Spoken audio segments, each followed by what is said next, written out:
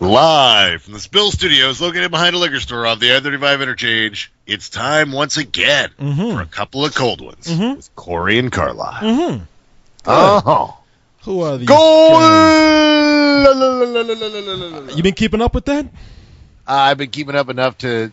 I paid attention to the U.S. game because we haven't played Britain in a long time. I've got a lot of British friends, and it allowed me to smack talk up until the game, at which point...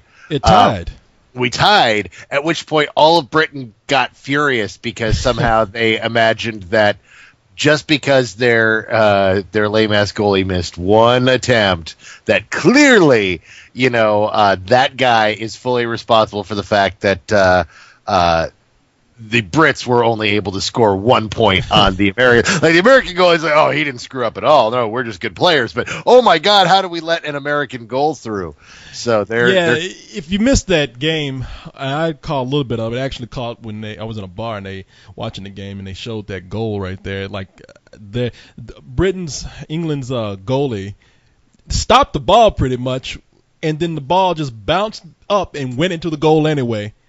And knowing how Brits are about soccer, football, whatever the fuck they call over there, I think that goal is a dead man now. You're gonna see him again. Yeah, I think they're gonna put him, have him be the new CEO of British Petroleum. That's what they're gonna do. A fate worse than death itself. That's right. Yeah, see that goal block there? That's what we call a junk shot, and it'll definitely work. It'll definitely stop the ball from going into the net and prevent the Americans from ever scoring on it. So damn it! Ouch! So who's the team to look for? Is it Spain? Is that the team that they're saying is? It's funny because I don't keep up with sports that much at all, except when there's big events, and this is the biggest event in the world as far as sports go. Now, I know some of you trailer park motherfuckers out there and some of you ghetto ass people saying, no, motherfucker, it's football, American football, you fucking communist. No, soccer, as we know it here in America, football everywhere else, as everybody knows already. Now, you correct me if I'm wrong, that is the biggest sport in the world. Yes, it is. And all the world comes together every 4 years for this thing that we call the World Cup. And FIFA. Yes, and now how long? I don't know that much about it. I mean, I've been keeping up with it a little bit, and I think that the teams to look for, in case you're a betting person, is Spain out there kicking ass. I heard that Argentina is kind of cool, and that Uruguay is kind of a wild card. And then you got people like South Africa, which the games are taking place in South Africa right now. The place where the games are being played, that team is kind of sucking. And, of course, America has just entered the game, I think. How long have we had a team in the World Cup? Oh, we've had teams in the World Cup before. In fact, we played Britain 60 years ago. Did we suck as bad then as we suck now? Well, we don't suck now. We're just not great. We're probably not going to make it to the finals. I kind of would like to. I'd like to see us make it to the semis, just so that yay, America! But I'm not counting on that. But we're not a sucky team. But yeah, we've never been. We have been in the past. So I think it was the last World Cup or the World Cup before that. We were known as pretty much a shit ass team. Pretty much. Well, the problem we have is that. This is the most popular sport in the world, except here. But it's except here. We don't give a shit here. So all of our great athletes, if you're a good runner, you are probably playing football. And just straight up, I mean, most of our athletes end up playing football or baseball or basketball in high school and move on to college. And the soccer guys are. It's a very different crowd and it's a very different type of athlete. And so you end up with people who, if we didn't put the focus on other sports, we could probably have a killer soccer team. Yeah. But that's not the case here. And so as a result, we end up with just the guys who take an interest in it, which is very minor. And can you really blame them, considering how much disrespect we show the game here in this country? I know. Back in my neighborhood, we had a soccer team, and everybody called it I think the team was called the Faggots. Because nobody ever took. Really, that's the joke you're gonna go for there. No, that's no joke. That's what it was. You better knew how to run if you played soccer, because you came out in that outfit, nobody gave you respect. In fact, they chased your ass down whether you had a ball or not.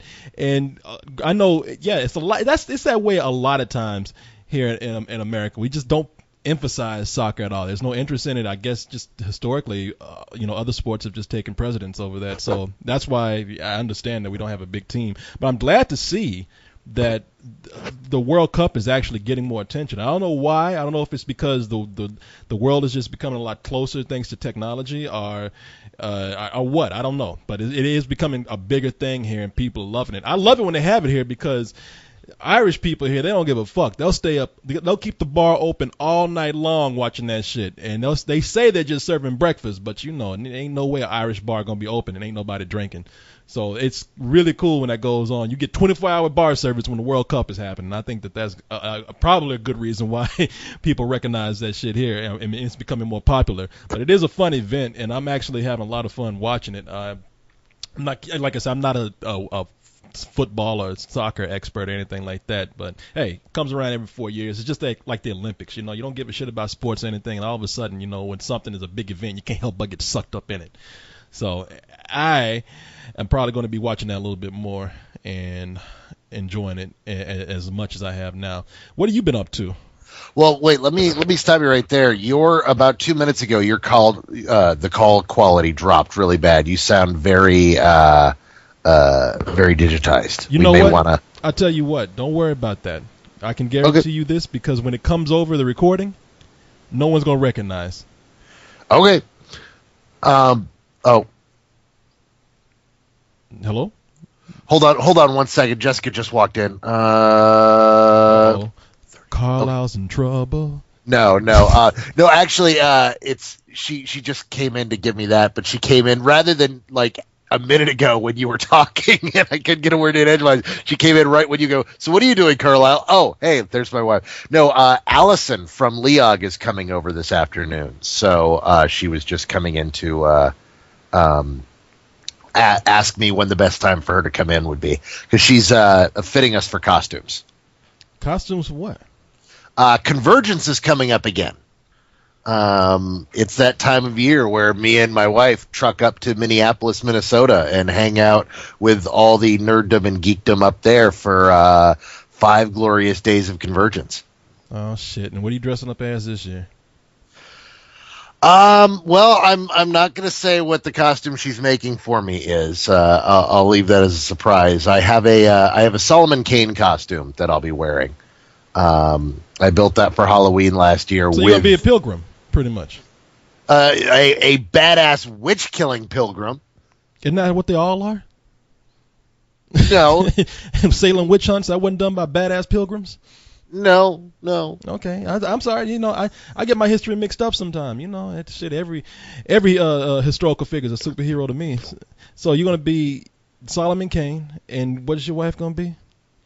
I am not 100% sure yet. So Allison's coming over to fit your wife, and you don't even know what's gonna be yet.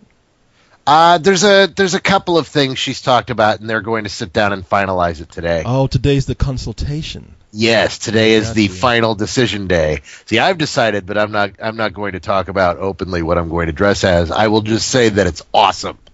I am very happy about it. And in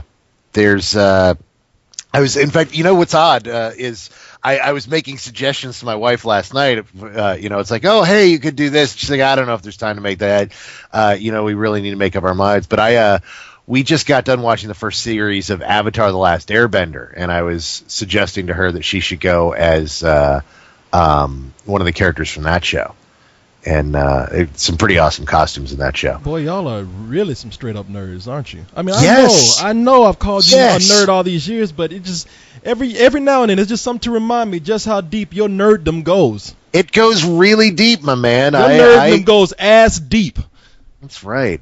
Yeah, well, the thing is it's one of those things that you go and you would do it too. It's one of those things that you show up like she did last year. She's like, look, we're going to go, but I'm not going to wear a costume. And she goes, and every single one of her friends is in costume. And she's like, oh, man, I really should have done a costume. And so she ended up borrowing some costumes and had a great time.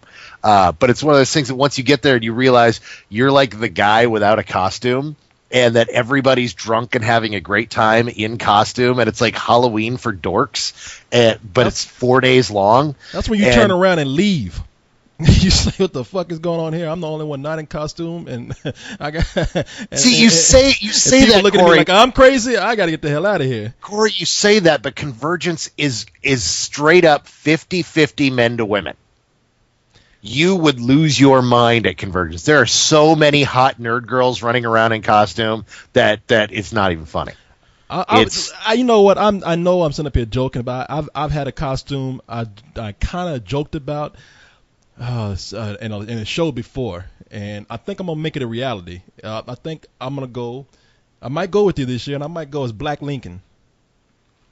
Black Lincoln? Yeah. See, that's kind of awesome. He said, "Thank you." Now I got nerd approved and everything. Black Lincoln, I mean, it's historical. It's kind of blaxploitation in a way. I mean, can't you imagine a movie Black Lincoln? Where, it wasn't Lincoln who actually freed the slaves, but it's actually a black man named Lincoln who went around busting ass with that big crazy beard that Lincoln has. I like that. What I would do if I were you, though, was I would go as Abar, the first black Superman. See, that would be fucking awesome, because not only it's a great black superhero that exists, but it's so unbelievably nerdy that only a few people are going to get it, and the people that do are really going to dig the shit out of it. But only a handful of people would get it, because people wouldn't know who I was. Because, see, let me explain to the audience out there who Abar is, the first black Superman. Now, you and I have talked about this many times before. It's a movie where it is insane. It is one of those black exploitation movies where they done that shit crazy. It is. It's like back then they didn't have any money to make these movies, so they just improvised, and a lot of times improvisation meant just losing your fucking mind with what money you had, and the stories ended up being insane. This movie has bulletproof rabbits. That's all I'll say about that. You have to watch the movie for the rest of it. But the other big aspect of that film is that Abar, the first black Superman, he is I guess you would say he's a black revolutionary, and he wants to go in and fight these racists in this neighborhood. Now, it starts out as sort of a social commentary about racism. It ends up being this crazy movie about a guy who becomes a superhero with magical powers. And when he becomes a Superman, he doesn't see. Here's the deal, Carla. When he becomes a Superman, he doesn't have like a superhero costume. He just walks around in a yellow turtleneck and a bad polyester suit, and that's every black man back in the day. Yes, but see, if you wore that and people like, some people would recognize it. Like, I'd go, holy shit, it's Abar, the first black Superman. But, there's a lot of people who would not get it, and they're like, what are you? I'm Abar, the first black Superman. Some would get it, some, whatever. But you know what? I think it'd be a great costume. That's the kind of thing that I go for with when I do conventions. Is I don't dress up as one of the main things. Like what I'm terrified about this year. I'm truly terrified how many people are going to be running around half naked, covered in blue body paint. That is really where I'm going to draw the line. I know there will be at least one or two super hot girls that do it, and everybody will be drooling over them, but then there's going to be everyone else who does it, and that's what's going to burn the back of my retinas. Oh, yeah. And there's going to be so many Avatar, blue, ninja people, whatever they would call cat people out there. And I think that's hot, too, if girls get kind of half naked and paint their body blue, but after a while, I think that shit would get on my nerves, because all that shit would do, they just leave blue paint everywhere. Everywhere they sat, every time they touched you, I mean, you wouldn't even get a hard on after a while, because it just get on your fucking nerves when you see that like blue footprints and handprints everywhere, looking like the fucking Blair Witch Project all over. I love that you say after a while, because the fact that just seeing these girls running around in blue body paint is going to give you a hard on to begin with. Yo, yeah, no, it is. It is. I mean, just the thought of it right now is making me horny as hell. But I'm saying, don't worry, you're not in the same room with me, you're safe. But just knowing that they are going around with that shit, I find that kind of shit just annoying, man. Just leaving the kind of costumes, because look, I've been to these kind of conventions before. I haven't been to the one you're talking about, but I've been to comic conventions, I've been to nerd type things, I've seen it all. And people who do the body paint thing, they leave that shit everywhere after a while, and it's just it gets on my fucking nerves. If you know what you're doing or not. What's that? It depends on if you know what you're doing or not. Yeah. Okay, let's just say that I'm talking about there the are a lot of people don't that know don't what they're know. doing. Yes. Yeah, those people. Yeah. Yeah. So and they're going to be there. But hey, you know what? If I had to choose between a girl who was half naked and didn't leave stains everywhere, between a girl who did, you know what? I'm good with it. Whatever. As long as you just half naked and showing some ass and booty and titty and all that, I'm all right. But even if it's blue. But if you guys, if you Spilios live up in Minneapolis and you're not already going to Convergence, go to Convergence. Check this out. It is awesome. It is one of the best times to be had. It's one of my favorite weeks of the year. And I will be there. If you see me, grab me, talk to me. I always hate when I get home from these things and people message me on Spill like, "Oh, hey, I saw you there, but I didn't want to bother you." It's like, no, I'm going to be wandering around for 5 days talking to nerds. Come up and talk to me. So, but I'll be around. I've got a couple of panels that I'll be on. I say a couple. I'm on a bunch of panels. I'm even doing the SmackDown again this year. So it'll be a lot of fun. If you have never done it, or if you're one of the people who hung out with me last year, come back and let's hang and do some drinking and coffee sipping again. So yeah, you think Prince might be there? Prince? Yeah, Prince is from Minneapolis, I think. He doesn't. He is from Minneapolis, but he doesn't go to Convergence. Okay, I just thought, it's so crazy. That might be his freaky kind of thing. I don't know. He apparently likes to keep to himself, and the idea of wandering around with several thousand dressed up kids and knowing Prince, he like as well as I know him. We go way back. No, but of course. There's part of me that wonders if he does show up like in one of those full costumes to where you can't tell who he is and just decides to wander around and get the free and wonder if anyone try to avoid being recognized. Oh yeah, that would be kind of cool if he did that. I think he'd had the ultimate nerd costume. Do you remember Bat Dance? I do remember Bat Dance. Where he dressed up as both the Joker and Batman in the same costume. Now that's hardcore nerdom right there, man. He can encompass both characters. Can't you imagine? Especially for 1989. For 1989, back in the Jack Nicholson Joker days, Michael Keaton. And can't you imagine him coming into the room? Now I would like to see Convergence be like just Prince coming in the room in that costume. Get the funk up! You remember that video? Bat Dance. Yeah. Man, oh yes, I had that album. Of course you did. Oh, come on, dude. I was like 14 years old. It was a Batman movie. Of course I had the fucking album. Don't act like this is like, well, of course you. Yes, of course I did. Everybody had that fucking album in That's what I meant then. So you took it fucking wrong. Sucked in 1989. Look at that, man. Didn't mean it that way. Look at you just jumping on me. I meant like, of course, everybody had that album. Yeah. What are you talking about? 1989 was such a blighted wasteland of music that the biggest star of the year was MC Hammer. Hey! Don't mess with that hammer. This is pre can't touch this hammer. This is first album Hammer. Oh man, that first album was hype, man.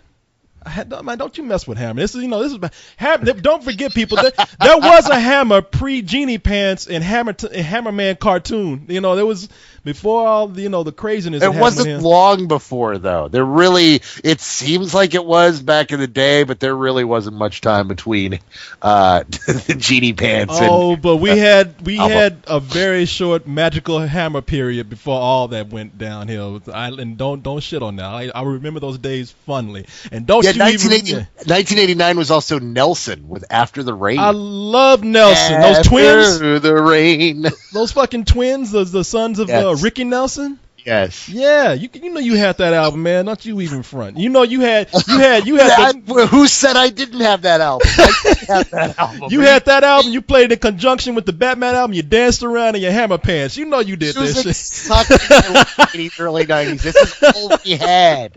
Like. When all of a sudden, because 1989 was also where Nine Inch Nails showed up, and people were like, "What the hell is this? This is kind of neat." But that was like, it's one of those things that you think if you could go back in time and relive that. I always think, no, I don't want to listen to that music again. I don't want Sade. I don't want. Sade was cool, man. You can't mess with Sade. I just messed with Sade. No, what are you going to do about it? That. Don't you do that. You know what, man? You better be glad you weren't here. You talk that mad shit right now, but you got a smackdown coming for talking about Sade. You talk that mad shit? You do. You do. That's all right, though. You know what? Don't mess with Milli Vanilli. That was the cool shit back then. It actually was. 1989 was Milli Vanilli when they were still not before they got outed. When we still thought that they were singing, even though I told co-host this, I have to admit, and I'm very proud of this. I don't like to just like forwardly brag, but I will be. Yes, you do. But this will be the most. I like to brag, but this will be some of the biggest bragging that I will ever do.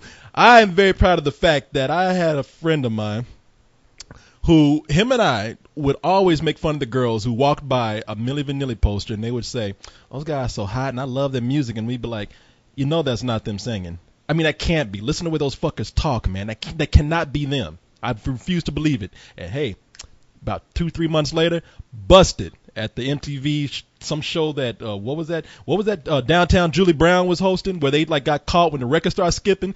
You remember that shit where they were singing girl you know it's, girl you know it's, girl you know it's, girl you know. They got stuck in that I never part, actually saw it. and they ran the fuck off stage. Yeah. And I didn't see it live or anything, but when they rebroadcast it, I was like, I told you so, and got nothing for it in return. But hey, it's not like those chicks want to date me or something after we like told them they were wrong. In fact, they hated us even more. But man, yeah, 1989 was a good year, man. I mean, hey, it was some good year for music. P.E., Public Enemy. That was the year that Fight the Power came out, because that's when Do the Right Thing came out, man. 1989. Remember 1989, the summer. Yeah. Another song, sound of the funky drummer. Music hitting your heart, because I got soul, brothers and sisters. Yeah, well, that's a great album. Of course, the problem was that the radio stations weren't playing it. Well, not your radio stations, but the radio stations I was listening to were playing it. We used to have a station out of Dallas with Tom Joyner used to be on that station. They played all that kind of shit, man. Yeah, and they played that fucking they played that song all the time, man. That was like the anthem back for me at the time. And it's not because it was a black thing, just that was one of the most popular songs of that year, man. I wasn't Fight the Power. Yeah, most people weren't able to hear Bring the Noise until Anthrax did it. You get a bunch of white boys on there and bring in, Public Enemy as your backup. Because, I mean, 89 was also 100 Miles and Running, wasn't it? No. NWA? Was it 1990? I think that was 90. Because that was the period when, I mean, at the same time, that's where music sucked so bad that they were like, you know what, we should invent gangster rap. Yeah, that was actually that was like 80s. That was like 86 when gangster rap started coming strong with NWA. Because that's when they had like that album with Gangsta and all that. But it wasn't that hadn't overtaken rap yet. Rap was still LL Cool J and Cool Mo D, and I mean I find it hard to call Wild Wild West a true gangsta song. Yeah, well, Wild Wild West was a little bit before that. Let me see. That was probably and that was probably 88 when it was either 87 or 88 when like NWA hit. But when they hit, they fucking just took over rap. I mean, gangster rap was crazy. Yeah, and it was like, hey. Well, when 100 Miles and Running hit, it was a ton of bricks, man. It was like, whoa, what the hell is this? And it was really that point where, because at that time it was okay for white kids to listen to rap music.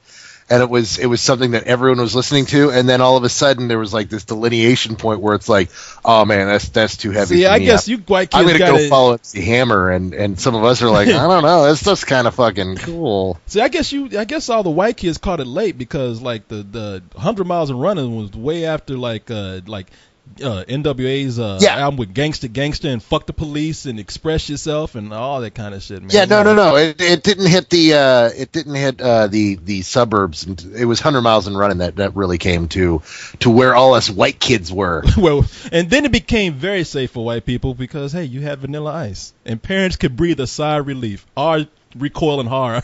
My kids really are turning black. So, yeah, man. Now don't act like you didn't have that album.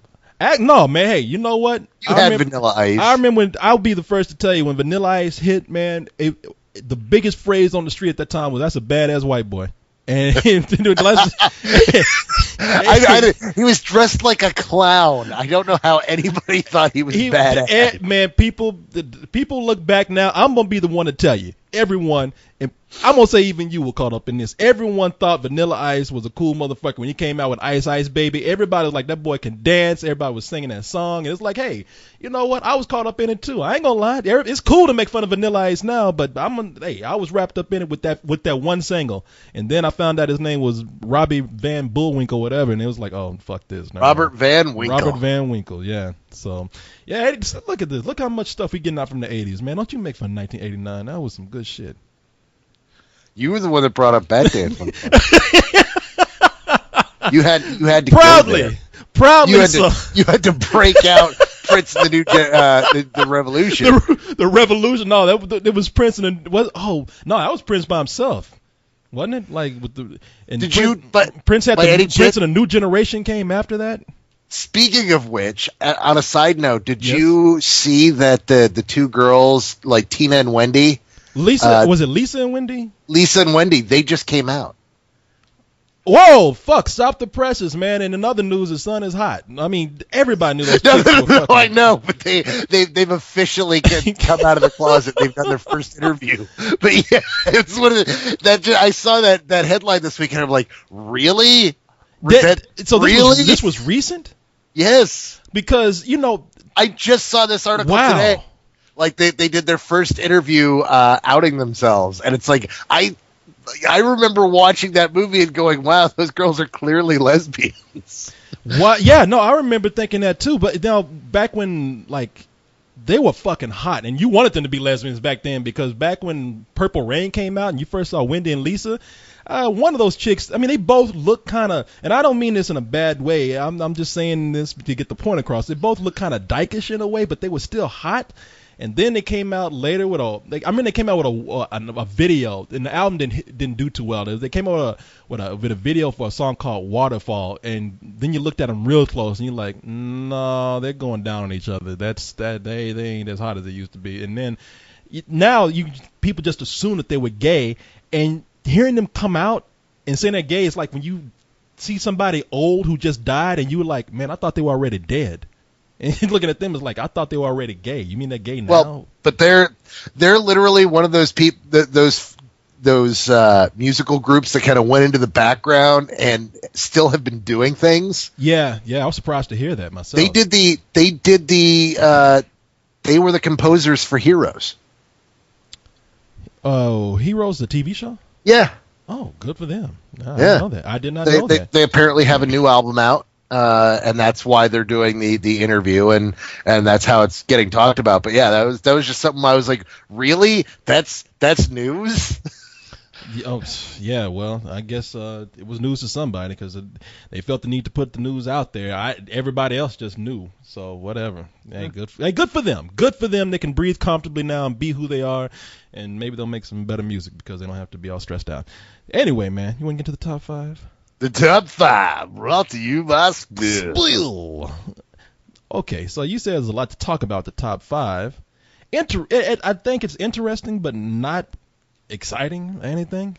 I mean, there's old stuff in there, and we got 2 new entries that shocked people in 2 ways. Now, that's interesting right there. Very interesting. You want to start with number 5, though? The number 5 film. Oh, is Killers, the movie with Ashton Kutcher and Katherine Heigl, where it's one of those comedies where a girl finds out that her husband is actually an assassin. Except in this case, it's taken to comedic levels. The movie didn't get any good reviews at all, especially. I didn't see it, but especially when Leon and Cyrus saw it, they hated the movie. And I thought this movie would be out of the top 5 this week, but it is not. It is holding here at number 5. Brought in $8.2 million this weekend, bringing its total up to $30 million. So. Yeah, that's of the week. That's the biggest surprise. Just the fact that Killers stayed in, and that Prince of Persia, Marmaduke, Sex and the City 2 all pushed out. Yeah, and they even just got, Sex in the City probably took like a big leap, but Marmaduke fell by 1, didn't it? And then Prince of Persia probably fell by 1 also. Wasn't it like number 5? No, it was number 4 last week. So, oh well. Yeah, and a lot of movies are really not performing up to par this summer. And why Marmaduke is a summer movie, I don't know. Sex and the City, now we're talking about as far as box office. Well, Marmaduke is a summer movie because it's a family film. Yeah, but it's such a mediocre family film. I mean, I can understand Marmaduke being released like early. I mean, I'm sorry, not early, but like mid-July, August, some point. But it's a movie that just got kind of dumped by 20th Century Fox. And why they do that at the beginning of the summer when it's blockbuster time, I don't know. I mean, maybe you know more. Because they waited a few weeks after Shrek Forever After was out and offered the only alternative for families. And that still didn't work. Well, Nope. mainly because they just didn't push the film and put it in the movie. I think it just has to do with the fact that kids looked at it and said, this looks terrible. Well, there's that, but they really did not push this movie. If you notice, there was hardly any marketing for this. I think they just said, fuck it, we don't care about this shit. I mean, what do you think? I have no, I don't know. I don't watch enough TV, especially kids TV, to know whether or not the kids were seeing this commercial every 30 seconds or not. Well, as a lover of children's television, you know I like pretty Yes, colors. And you love the kids. I love the cheering. I love You're Uncle Corey. I'm Uncle Corey, your creepy uncle who loves to watch the thing that you children do, and I just like watching bright colors move on the screen. Watch a lot of children's television, actually. Didn't see hardly any marketing for this film, so I don't know if this is something they just want to dump and they just knew it was bad, and they just didn't care about it. I mean, they had some other stuff coming up on the horizon anyway with A-Team and all that kind of shit, so hey, just forget about it. But there's, we always say, like, hey, look, it can be safely assumed that any film could probably do well on DVD. I think it's a rare case where something is so bad that people don't even care about it when it's on DVD. But as far as box office goes, there's been some disappointments. Sex and the City has performed under par. Prince of Persia has underperformed majorly. So a lot of people are asking, when is it going to get good? I mean, after Iron Man 2, the big thing that even then got kind of like a lukewarm reviews compared to how the first movie came out. People are like, where's the good stuff? Well, maybe we'll get to some of that stuff later. You want to go to number 4? The number 4 film is Get Him to the Greek, which brought in $10.1 million this weekend. It has so far grossed $37 million, and that's not so bad considering that the movie cost $40 million to make. It's actually really good considering, especially when you factor in the foreign and you deal with DVD. This movie's made its money. Yeah. And it's funny as hell. If you've not seen this and you want a good comedy, go see this. This movie made me laugh hard. And it did not make me laugh hard, but hey, what else is new? We don't see things the same way sometimes. We do not. No, that movie had Russell Brand and Jonah Hill. Apparently, the combination of those two is getting him some good business. I think Russell Brand, he's a British comedian that people have not really embraced that well as far as their comments of him. They say the guy's an asshole, he's annoying, but he's starting to get some major screen presence here. He's known as he's a weird dude over in England. He won the Sun's Shag of the Year award for screwing the hottest women in Britain. He won it 3 times in a row, so they had to name it the Russell Brand Honorary Shagger of the Year award. He's a tabloid whore. He's always known for going out and getting fucked up and having crazy adventures with various women and folk. And so he's even written a book about a sex addiction that he has. People probably says he's not even over yet. He's like, hey, I'm trying, but apparently he's wrestling with that, and apparently he's clean. But he's had some wild adventures, and he's being a tabloid thing. He's kind of their comic version of Lindsay Lohan. Yeah. And some people are just fucking tired of him, and they're sick of him over there. Some people don't like his comedy. A lot of the Brits consider him the Dane Cook of Britain. And so they packed him up and shipped him over here. Yes, where there's even more money to be made. So I heard he's about to be in a remake of Arthur. Yeah, he's got 5 films in the lined up right now, and Arthur is one of them. I like Russell Brand, although I can honestly say that he's got 2 more movies of doing this shtick before I'm tired of it and waiting to see him move on. And if it turns out he can act and he's got a broad range, he could be one of those guys that, just goes on to do really great things, or he could become Pauly Shore. Yeah, Excuse me, hold on, I got.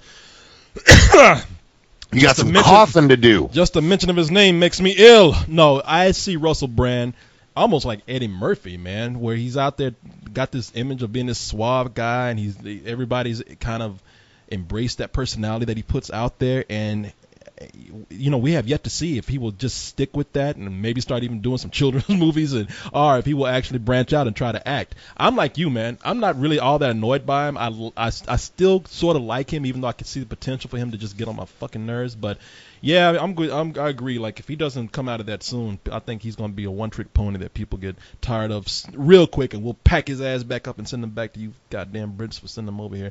You want to go to number 3? The number 3 film, which we talked about a billion times. Let's just say the name and move on. Shrek, actually brought in $16 million this weekend.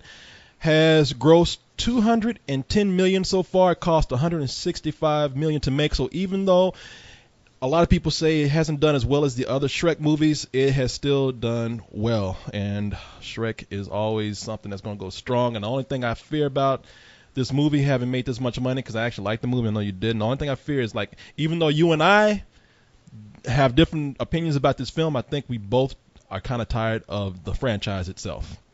Yeah, well, they called it the final chapter, so they always say that, and what happens is they make another one because they made enough money. So I hope that that's not going to be the case here. But knowing Hollywood, you never can. It's it's not going to happen with the drop off that they had with this one, and the fact that audiences aren't loving it.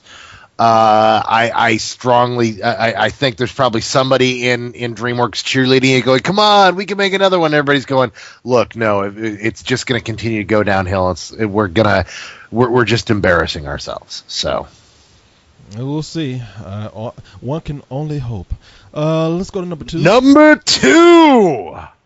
All right, now here's where we get into some interesting discussions here about the 2 new entries of the week. We have 2 movies based on 80s properties. We have 2 movies that were expected to perform in a certain range. One has outperformed that range. One has underperformed. Which one did which? A-Team brought in $26 million straight across the board this weekend for its opening gross. It cost $110 million to make. Now, it is considered to have underperformed because people thought it would open up in the $30 million range, and it did not, and especially being a summer movie with a $110 price tag on it, kind of a disappointment. Right now, I rarely make predictions, but having seen this and seen the reaction to it, people are loving the crap out of this movie. A lot of us guys who have seen it have just lost our minds for it. It's a lot of fun, and I think word of mouth is going to push it in what I like to call the TNT movies for guys who like movies crowd. This is going to play very heavily, and it's probably going to stick around for a few weeks and ultimately make its money back in the box office just by repeat business and people saying, you got to go see the A-Team. So I don't think it's going to do that, and not because I didn't like it. I mean, I didn't think it was terrible, but I didn't like it. I mean, I see how. But it's okay. Not your type of movie. No, it's not. And I mean, it's not. But I think that it's going the route of something where it's that young crowd who said, "Man, I'm going to go see this," and then they didn't.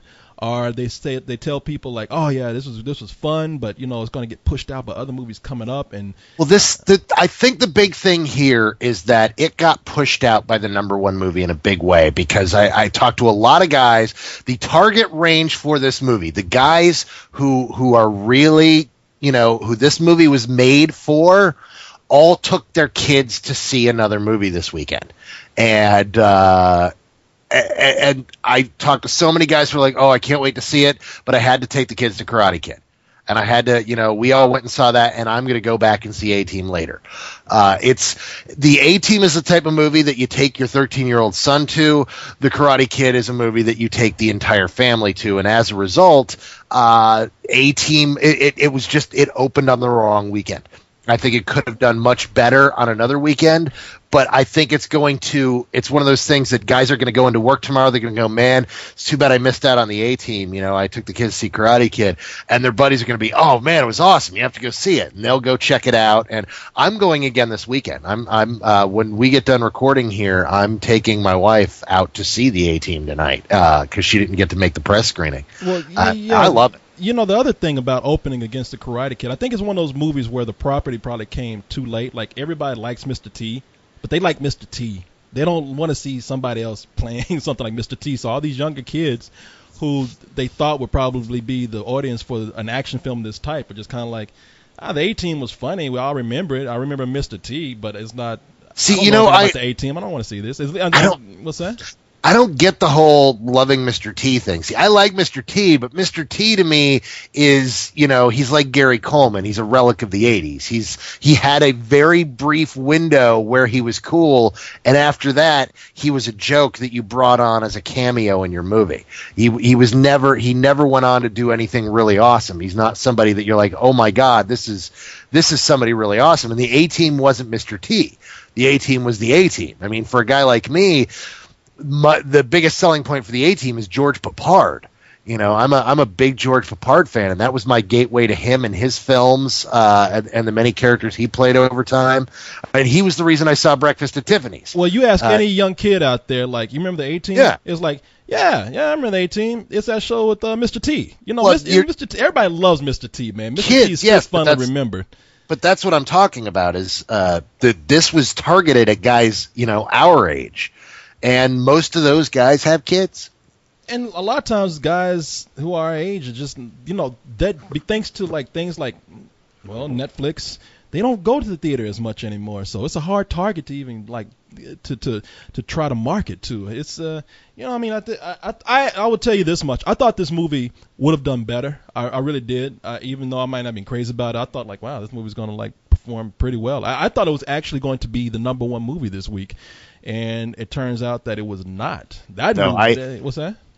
No, I knew what the number one movie was this week, and it is the number one movie of the week. The Karate Kid. The new Karate Kid, actually starring Lil Jaden Smith, who at the age of 11 seems to have the blockbuster appeal that his old man Will Smith does. This movie overperformed what they thought. They thought both these films were going to perform the $30 million range. The Karate Kid brought in, as they describe it whenever something overperforms, a whopping $56 million. The movie cost $40 million to make, so, hey, already a profit right there. Yeah. And now I wasn't in on either of the reviews. I give both of these films full price. I love both of these films. I really dig The Karate Kid. Over the two, the A-Team was my favorite. That's the one that I'm going to see more than once. In a theater, but man, did you guys think The Karate Kid? I liked the fight scenes, but I thought a lot of the story was just dumb. I mean, come on, dumb. Man, this kid, he learns. It's The Karate Kid. He learns still, man. You can't stress shit that far. It's a fun film. I thought the fighting was pretty cool. I thought wow, these kids are way more villainous than any of those punks were in the original Karate Kid, which starred. When did that come out? That starred Pat Morita in the Jackie Chan role and 1984. Yeah, and Ralph Macchio was the Karate Kid who showed up at some of these premieres, I think, who still looks like he's goddamn 16. Yeah. And look, these kids have learned it. Here's what my review said. And the reason why I think we were able to suspend our disbelief for something like the original Karate Kid is because they were fighting a bunch of guys, and they were white teenagers who learned karate at a strip mall. And it's like, okay, with that style of karate they learned, to be taught by somebody who really knows karate, Mr. Miyagi, who knows the real form, yeah, he could teach this kid probably how to beat that strip mall style of karate. Now, in this movie, it's not even karate, so why they call it Karate Kid, I don't know. It's Kung Fu that they're teaching. And these kids have learned Kung Fu at a very young age. I mean, they've been studying this shit for years. It's their culture. And for Jaden Smith to learn, from a janitor, some Kung Fu in a couple of weeks, which is what it feels like, even though it might have been longer, I was like, I cannot get past that. That is just dumb to me. First of all, I think dumb is, it's really tough, especially with a movie like this and a training film. you got to know what you're getting into to begin with. I can't find it dumb, especially they did seem to stretch this out and give it time. And here it makes a lot more sense to me than it did in the original film, because we see that scene where Jackie Chan has fought the punk kids, and he knows their style. And the whole point of what Jackie Chan is teaching, Jaden Smith, his character, is he's teaching him a more reactive form of kung fu, a kung fu that uses this style against the users. And so I totally buy that. If you're a kung fu teacher and you know exactly what a student is going up against, you can teach them the moves to deal with that style, and that's exactly what he did with Jaden Smith. I can see that. I can see that point that you're making there, but we didn't see that kind of training in the movie. That movie had some long scenes in the middle, and then all of a sudden it's like, oh yeah, we better show some training, and then they do very typical montages. They don't show him like training him to do a specific style. He's jumping in mud, he's dodging broomsticks, and it's very short, these montages. So I'm just like, this is so generic in the middle here that I can't buy this. Generic. Yeah. It's very very generic fighting montages in this movie. The whole point, the movie is not. The thing about this film is it is exactly like the original film. The reason why it's called The Karate Kid is because it's the same freaking movie. They took all the iconic little small bits out, sweep the leg, Johnny, and the wax on, wax off, and a lot of the very specific things. But story-wise, it is beat for beat the original film. And this is a film about a kid without a father who is in trouble, and a father without a son who together they form that bond, and they learn from one another, and they become a family unit. And it's about a boy becoming a man. And I really loved in this version of the film where they, rather than being a teenager, it's a 12-year-old. And here's this troubled 12-year-old. He's a bit of an ass. He doesn't have any discipline. And in comes this guy who has this hole in his life, and they kind of fill each other emotionally in a father-son kind of bond, and end up creating this relationship. And to kind of push that aside and focus on the kung fu is missing the point. The whole point is the journey of these two people becoming whole again through this experience, and at the same time teaching kids a lesson about bullying and determination. And I think ultimately, it's a great family film. I think it's the type of film that kids should see. It's all about being able to stand up for yourself and the importance of discipline. I love the fact that kids are coming out of this saying they want to learn martial arts. Well, they do that with everything. They do it with Kung Fu Panda. Yeah, but in a different kind of way. And see, I studied martial arts when I was that age. And I actually learned from a traditionalist master, which was really kind of an odd situation. I learned Shotokan karate from a guy who had his knee torn off in Vietnam by a bullet. He was like king of the badasses, and he hit me as hard as he hit adults. And my mother freaked out, and she's just like, "What the hell are you doing?" And he's like, "Look, you knew I was traditionalist. If your son can't block a punch from me, how is he supposed to block a punch from anybody? If he can block a punch from me, he can block a punch from anybody." And after that, my mom kind of calmed down. But I had the kind of Mr. Han, Mr. Miyagi training when I was a kid, and it was a really awesome experience. And I love the idea of kids being interested in going after that. I wish I had the enthusiasm that you did. I think it's a good family film. I mean, there's definitely worse out there. I have nothing against parents taking their kids to go see this as a film. It falls into the same thing as A-Team as a remake, this as a remake. It's like you repeat some of the same things from the first film. Oh, instead of wax on, wax off, take your jacket on, take your jacket off. I mean, it seems like they have to like crowbar these images in there just to give us the icons of the first film that we want to see. And it don't even seem that sincere. A lot of that stuff in the movie, like even the bonding between them, didn't really seem real. I mean, it's like, oh, we wonder why he's so moody, and it's not really shown him being even all that moody. And we have one emotional scene of him in a car talking to Jaden Smith, and I'm like, this movie's going through the motions with me. I don't like I said, I have nothing against it. I actually didn't hate the movie. I actually thought it was like I said, I thought the fight scenes were fun. I really liked Jaden Smith. That kid I thought was mimicked his dad in a good way, and I really think he's got a great personality. There's one scene in that movie where he literally pulls from his dad. Can I guess what it is? The way he says, "That's Go nasty." For it. Oh no! Actually, the scene that caught me was when he's first training with Mr. Han with the bed sheet, and Mr. Han is punching the glove through the sheet to hit him. Yeah, and he gets hit in the face and makes that and does the hell no. Oh yeah. And I was like, holy crap, that's awesome! That you're your fucking dad. Oh yeah, my kid is I hate to use a cliched saying, but he is the spitting image of his dad with cornrows. That kid he's got a great future ahead of him. Well, I can't call him the spitting image because he looks a lot like his mom. See, he looks just like his dad to me in the face. He's one of those guys that's a perfect mix of both his parents. Depending on who he's standing next to, he looks identical to them. But you know what I actually really dig about what happened this weekend, is contrary to after the whole Spider-Man thing that happened, not a single person is saying why the hell is the Karate Kid black. Nobody's saying that, but the only complaints I'm hearing is the whole nepotism thing with the Smiths and people complaining about Jaden Smith. Well, I don't think people are going to care whether he's black or white because Karate Kid is one movie and it can be remade with any kind of kid. It doesn't carry the weight. But you normally hear it anyway. You hear it from somewhere, no matter how stupid it is. You hear it, and this time we didn't hear it. All the complaints were just about the fact that one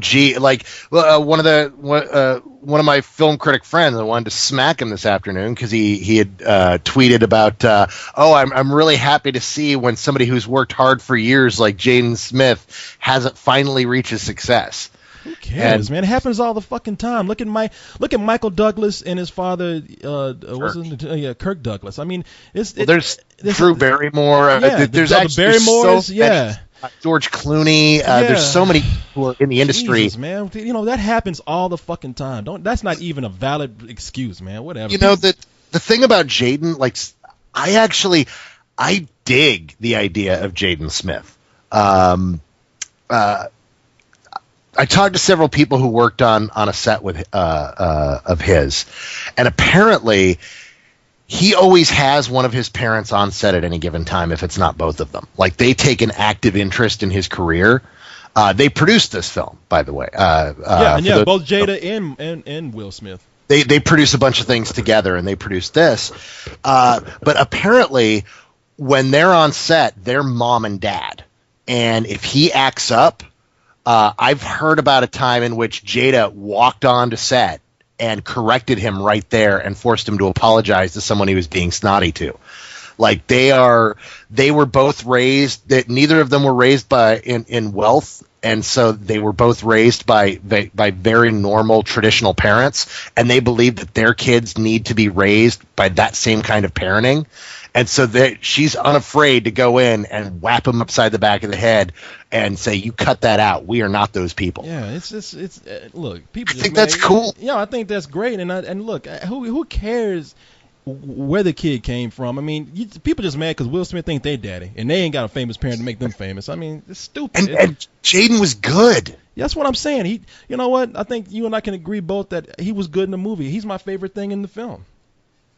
He's not my favorite thing because my favorite thing is Jackie Chan. I think Jackie Chan was fantastic in this film.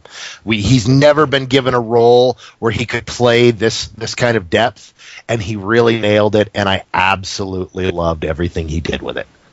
So, I think Jaden's great. Yeah, I actually like Jackie Chan in the movie. I just thought, he doesn't have a whole lot of. He does a lot of things with just silence, and that's good. But they really didn't give him all that much emotion until near the end of the movie, where they gave him a kind of a corny crying scene. But hey, you know what?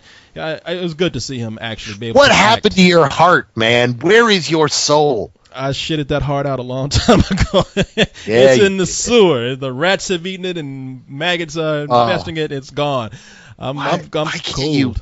Why can't you appreciate the Karate Kid, man? That was good freaking movie. I thought it was, man. First of all, it was too long it was like over 2 hours. So was the original.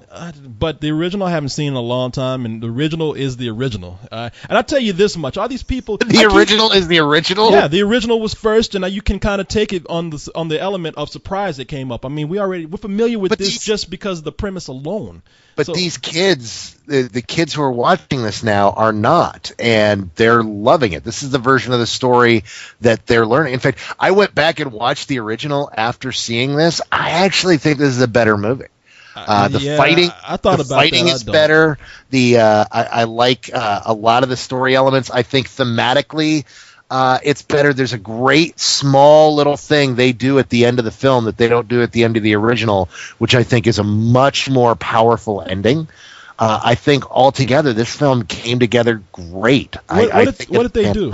What did they do at the end of this? I'm not gonna spoil it for the people out there who have not seen it. Does it have something to do with sportsmanship? Yes. They actually did that in the original movie. Not in the same way. It's I mean, not in the same way, but it was there. I know what you're talking about because I remember looking for that in this movie, and I was like, oh, they did that here too in a way.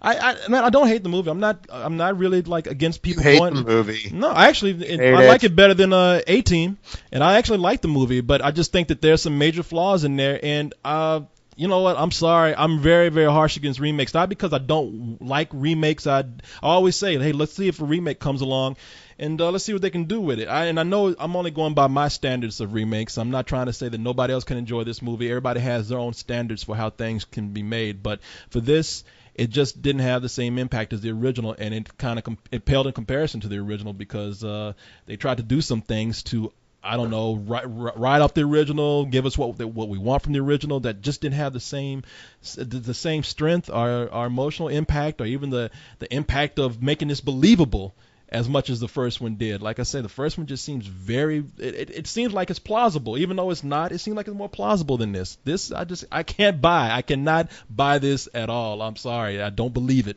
and that's a big part of like trying to accept this movie. But Jaden Smith is cool in it, and I hope that kid. I'd like to see him do some other things, man. I think he's gonna have a bright future ahead of him. And you know what? Can I just say something real quick? Because a lot of people are gonna say, what's the difference between this movie having a black kid in it, and as opposed to the first movie, which had Ralph Macchio, as opposed to like Spider-Man wanting to do that with a black kid, which like they've already said they're not gonna cast that black kid in there, Donald Glover.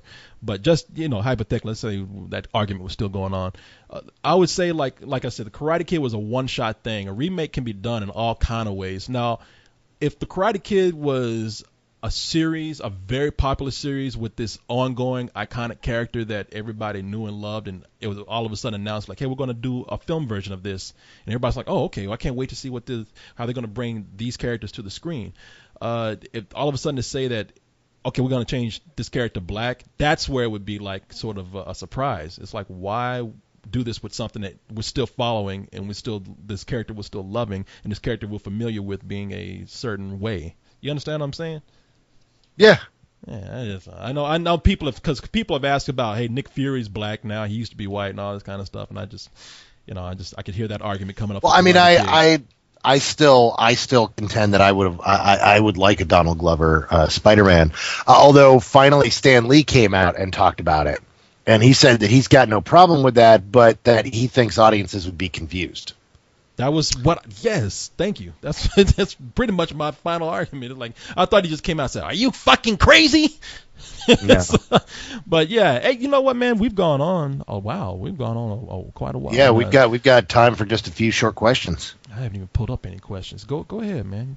If you have some tweets. Well, some quick ones for you. There's some very Corey specific questions this week. You don't want to read any that are for you?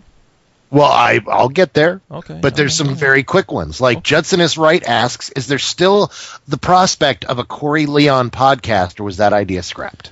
It's not that it was scrapped. That idea came from us saying that, man, we would love to do this because we did a couple already, and we were like, wow, man, we should try to do something like this. It was never said that we would do it.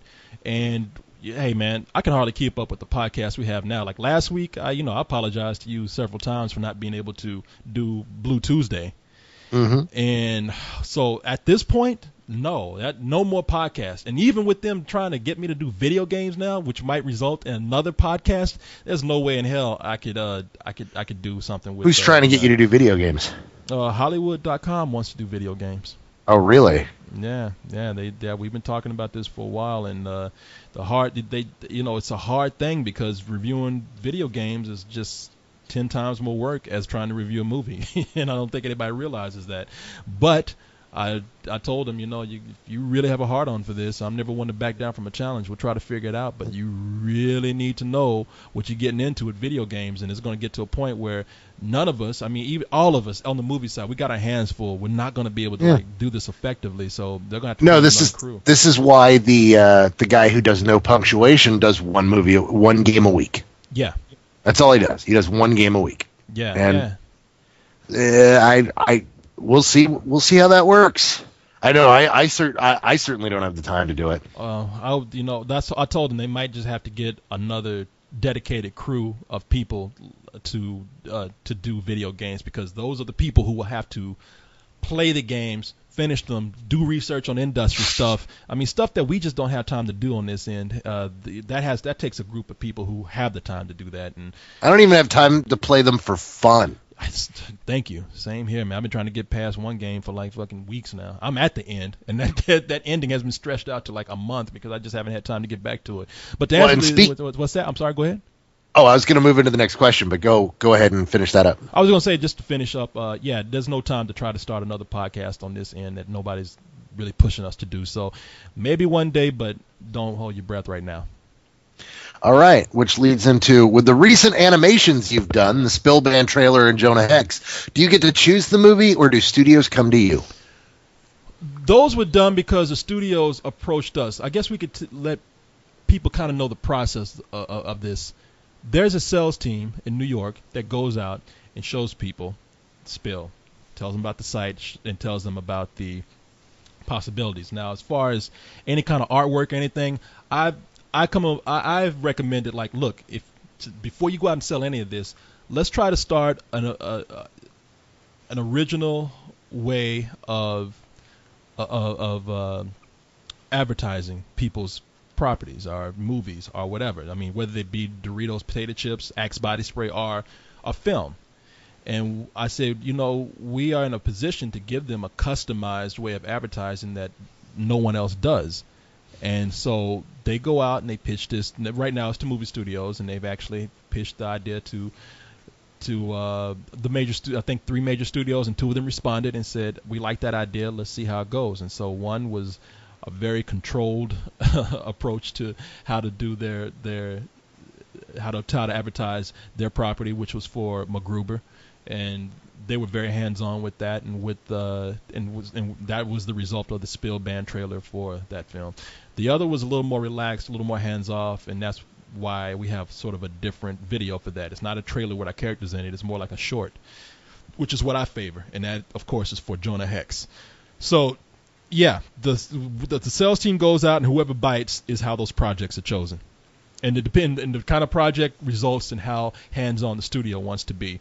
If we continue to do these more, and I'm sure we will, and we have to, we're going to use the feedback that we get to show people how we should approach this. Hey, like, for example, if you go in and tell, let's say, Lionsgate, okay, you want us to do an ad for Saw. Well, I know you got this idea that you want to do, but let's listen to you. And now, judging on what you told us, you want us to do a trailer with our characters in it. That doesn't go over too well. We like to do shorts because the Jonah Hex thing did better. We recommend that you follow that approach, and hopefully they'll listen, and you'll get more things like that. So, yeah, there you go.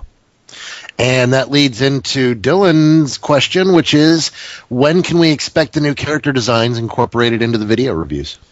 Probably sometime in July or August, because it's a lot of work to get all those assets done. And we don't want to put those up until they're completely ready and they completely work.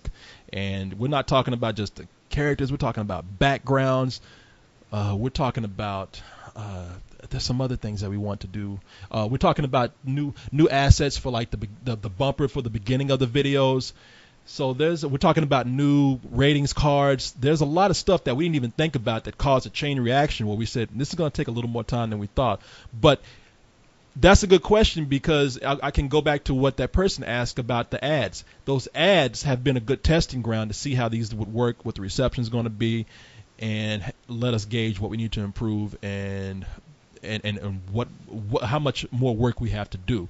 So that's why you're seeing them put in this early, because they're easy to put into those ads, and they're letting us see where the flaws are and how much they work. So far, they're working pretty well. So, yeah, sometime in July, August.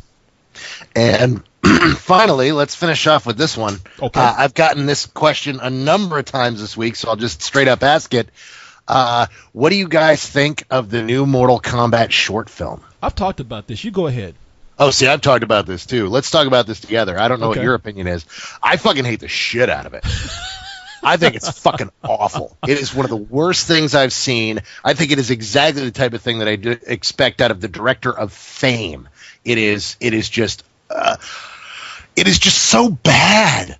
Oh my God, is it bad? People are like, but the martial arts are cool. They look like the characters. It's like, yeah, and can someone explain to me why you give a serial killer a code name? Could somebody explain that? That was just the dialogue in this thing is terrible. They're like, yes, he was a doctor until he killed his first patient, and then he developed a taste for it. And the subsequent 24 were not accidents. We call him codename Baraka. Why? Why isn't he just Bill Foster, the serial killer? But why does he have to be Baraka? Baraka's more intimidating. Because it's from the video game. Yes, the video game was crap. Okay, I liked the video game. I liked it a lot when it first came out. I lived next door to an arcade, so I am a child of coin plunking.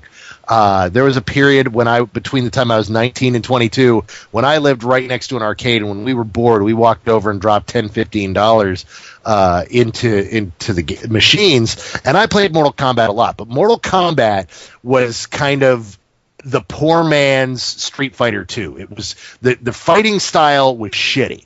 The way the gameplay played was just a crappy game, and I know a bunch of you are going to scream at me, but it existed for two reasons.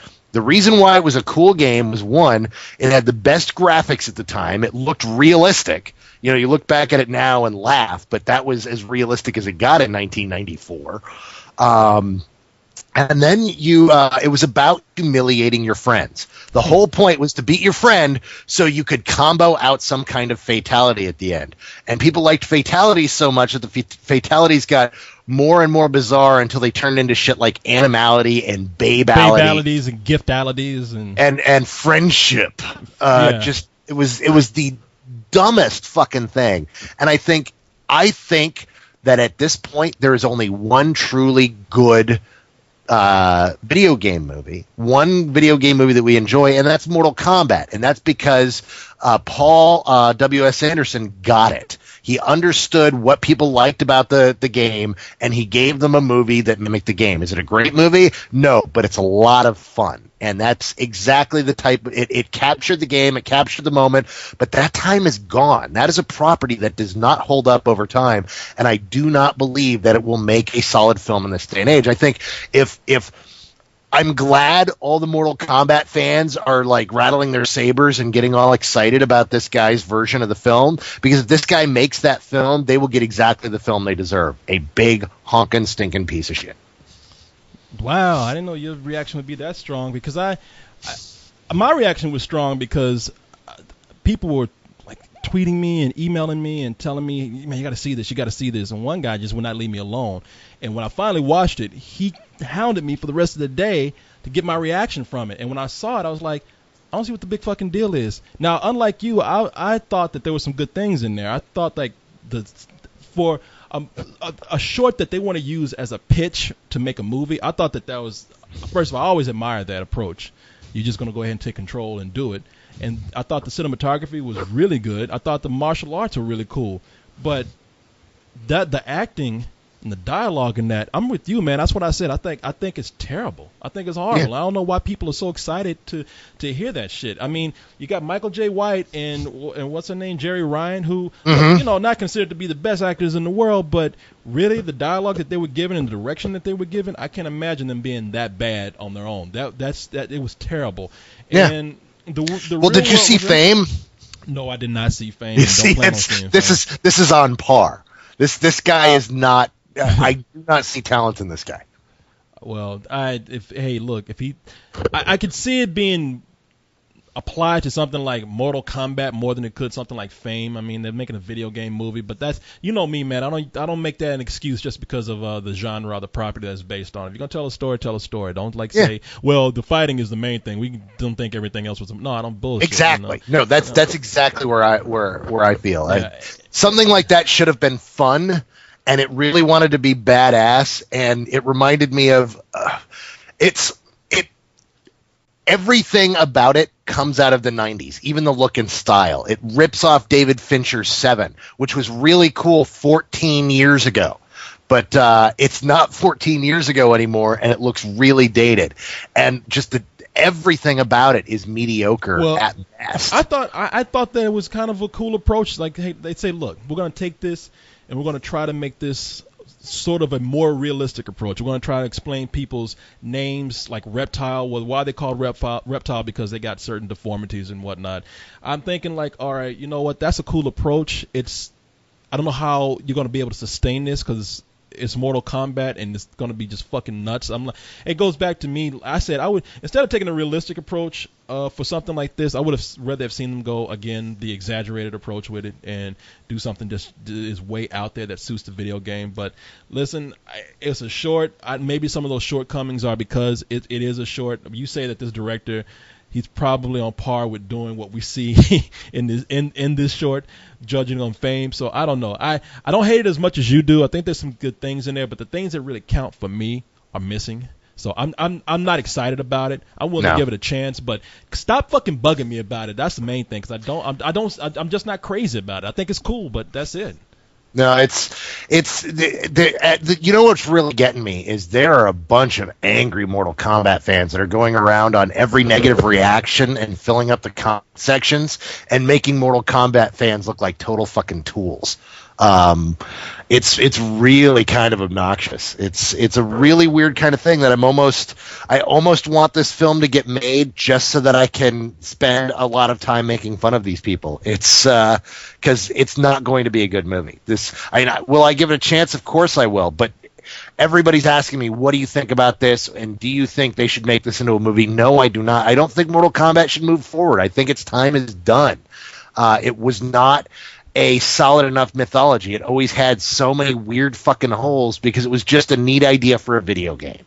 There's a guy who runs an extra dimensional fighting league, and where he calls badasses from all over the universe to battle in a martial arts competition, and they can rip each other's heads off. Awesome. That sounds like it's a great video game. I love Primal Rage. I love Killer Instinct. I don't want to see movies based on them. Yeah. No, I'm probably more in agreement with you on that than anything. It's than anything ever. Than anything ever. Agree-ality. So agree-ality. A cocoality. Yes. I'm with you. Wins.